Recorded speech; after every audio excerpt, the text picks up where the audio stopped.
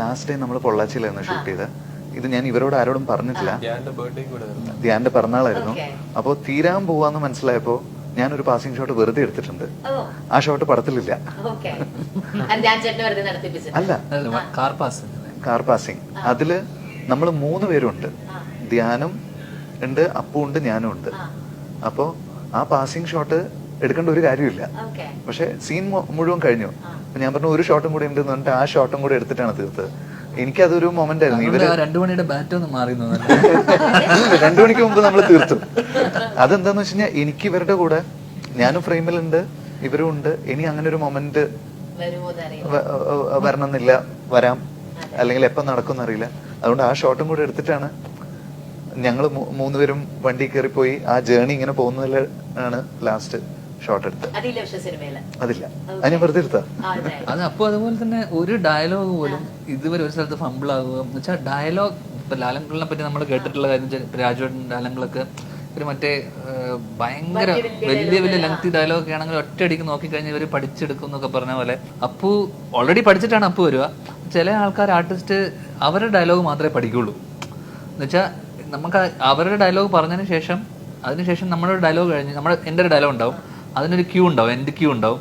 അത് കഴിഞ്ഞിട്ടായിരിക്കും അടുത്ത അവൻ്റെ കൗണ്ടർ ഡയലോഗ് ഉണ്ടാവുക. അപ്പം എൻ്റെ എൻഡ് ക്യൂ വരെ അവനറിയാം. അങ്ങനെ പഠിക്കണമെങ്കിൽ എൻ്റെ ഡയലോഗ് അടക്കം അവൻ പഠിച്ചു വെച്ചിട്ടുണ്ടെങ്കിൽ മാത്രമേ പലരും ഒരു ഡയലോഗ് പറഞ്ഞു, കൗണ്ടർ ഡയലോഗ് പറയുമ്പോൾ ക്യൂ അറിയില്ലായിരിക്കും. മറ്റേ ആളുടെ പ്രീവിയസ് ഡയലോഗിന് എൻഡ് ക്യൂ അറിയണം നിർബന്ധമില്ല. അപ്പോൾ അവർ കയറി അങ്ങ് പറയും, അവരുടെ മാത്രം പഠിച്ചു വെക്കും.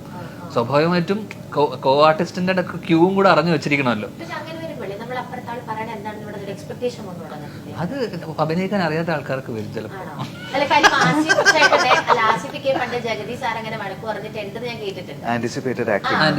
അത് നമ്മുടെ തുടക്കകാലത്ത് സ്വാഭാവികമായിട്ടല്ല, നമുക്കൊക്കെ ഉണ്ടായിരുന്നു ആ പ്രശ്നം. നമ്മൾ അങ്ങനെ ഒരു അത് വെച്ചാൽ അതൊക്കെ ബിഗിനിങ് സ്റ്റേജിലൊക്കെ നമുക്കൊക്കെ ഫീൽ ചെയ്തിട്ടുള്ള ഒരു സംഭവം. പക്ഷെ കുറച്ചു കാലം കഴിയുമ്പോഴും ഓരോ ഇയേഴ്സ് നമുക്ക് എക്സ്പീരിയൻസിലൂടെ അത് മാറി പോകുന്ന സാധനമാണ്. കാരണം നമ്മളത് ഒബ്വിയസ്ലി അത് നമ്മൾ ട്രൈ ചെയ്ത് മാറ്റിയില്ലെങ്കിൽ പിന്നെ അത് കുളമാവുമല്ലോ സ്വാഭാവികമായിട്ട്. ആന്റിസിപ്പേറ്റഡ് ആക്ടിങ് എപ്പോഴും പണിയാവുന്നത് നമ്മൾ ഫൈറ്റ് എടുക്കുമല്ലോ, റിയൽ ആയിട്ട് ചില സമയത്ത് അടി കിട്ടേണ്ടി വരും. മുഖത്തൊക്കെയുള്ള അടി കുഞ്ഞിരാമായണത്തിലൊക്കെ എനിക്ക് കിട്ടിയിട്ടുണ്ട്, ചാപ്പകുരിശിലൊക്കെ കിട്ടിയിട്ടുണ്ട്. അപ്പൊ കൈ ഇവിടെ വരുമ്പോ കണ്ണടഞ്ഞു പോകും. നമുക്ക് അടി കിട്ടാൻ പോവാന്ന് അറിയാലോ. അവിടെയൊക്കെ ഈ ആന്റിസിപ്പേറ്റഡ് ആക്ടിങ്ങിന്റെ പ്രശ്നം വരും. പക്ഷെ അത് കുറെ കഴിയുമ്പോൾ നമ്മളത് വിത്ത് പ്രാക്ടീസ് അത് വരാണ്ടിരിക്കാൻ നമ്മളിങ്ങനെ പ്രിപ്പയർഡ് ആയി മാറണം. വർഷങ്ങൾക്ക് ശേഷം ഞങ്ങൾ വളരെയധികം വെയിറ്റ് ചെയ്ത പടമാണ്. വർഷങ്ങൾക്ക് ശേഷം സംസാരിക്കുന്ന ഒരു പടമായി വർഷങ്ങൾക്ക് ശേഷം മാറട്ടെ. And one more thing, just to end with this not.